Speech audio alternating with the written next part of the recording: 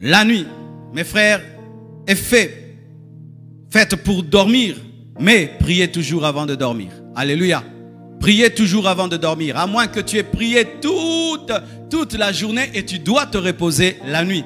Mais si tu as eu une journée normale, mes frères, priez toujours avant de dormir. Je viens d'avoir une expérience qui a conforté ma position. Dernièrement, j'avais prêché et j'étais rentré à la maison très tard. Parce que des fois, je quitte ici à 22 h, mes frères. Alors, j'étais arrivé à la maison, je crois, à 22 h 30.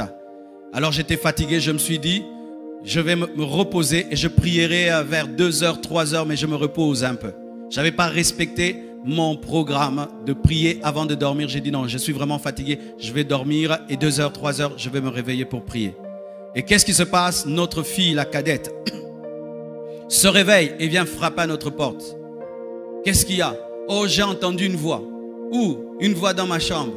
Oh, qu'est-ce que la voix? Non, la voix chuchotait. Et j'ai cru que c'était ma grande sœur, mais je l'ai réveillée, ce n'était pas elle. Mais j'ai entendu. Et moi, je ne néglige jamais ce que mes enfants me disent. Beaucoup de parents sont tout le temps philosophes, même dans les choses spirituelles. Ton enfant est en train de vivre une vraie expérience. Toi, tu expliques tout scientifiquement. C'est les dessins animés que tu avais vus. C'est le dessin animé. Papa, prie Dieu. Peut-être ce n'est pas le dessin animé. Et puis quand elle me parle, je me rends compte par le Saint-Esprit qu'elle a vécu une expérience, une attaque de l'ennemi. Et puis je prie pour elle, je la rassure, je lui prêche la foi. Et puis elle s'endort. Et puis quand je rentre dans ma chambre, je commence maintenant à prier pour la nuit.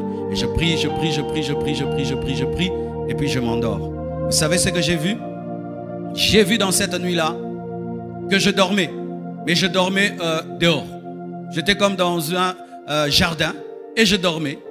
Et j'étais étonné. Oh, mais comment je dors? Les gens passent. Les gens passaient. C'est comme si je dormais dehors. Et puis j'ai dit non. Et puis j'ai vu. J'ai refusé ça. Et puis je suis allé maintenant dans la maison. Et puis j'ai vu une clôture. Grande clôture en fer, en métal. Une porte métallique. Une grande grue électrique qui traversait tout le jardin. Boum! Et ça bloquait. Et puis Dieu m'a dit, c'est ce qui arrive. Quand tu pries, tu scelles ta maison. Vous fermez les portes physiques de vos maisons. Est-ce que vous fermez les portes spirituelles? Tu es toujours, papa, celui qui dit, est-ce que tu as fermé la porte? Tu vérifies toujours les portes. Tu vérifies si c'est fermé. Est-ce que tu vérifies que les portes sont fermées spirituellement? S'il y a des voleurs physiques, il y a des voleurs spirituels. Ah oui, mes frères, le monde spirituel existe. Le monde spirituel existe. Vous fermez les portes de vos maisons. Vous fermez les portes de vos chambres. Est-ce que vous fermez les portes spirituelles de vos maisons, de vos enfants, de vos chambres? Chaque fois que je dois dormir, je scelle ma maison. Je scelle l'église de l'Imité. Je scelle toute la communauté compassion. Je scelle tous les noyaux compassion dans le monde. Je scelle le quartier. C'est ça que je fais toujours. Pourquoi? Je suis le surveillant. Je suis la sentinelle. Et ce jour-là, je me suis dit non, je me repose un peu. Et Dieu m'a montré en soi ce qui se passe quand je prie. Je ferme réellement la porte.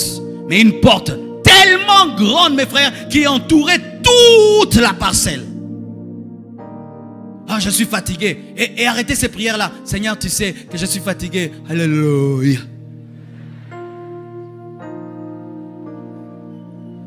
Alléluia. Arrêtez ces choses-là de prier endormi. Non.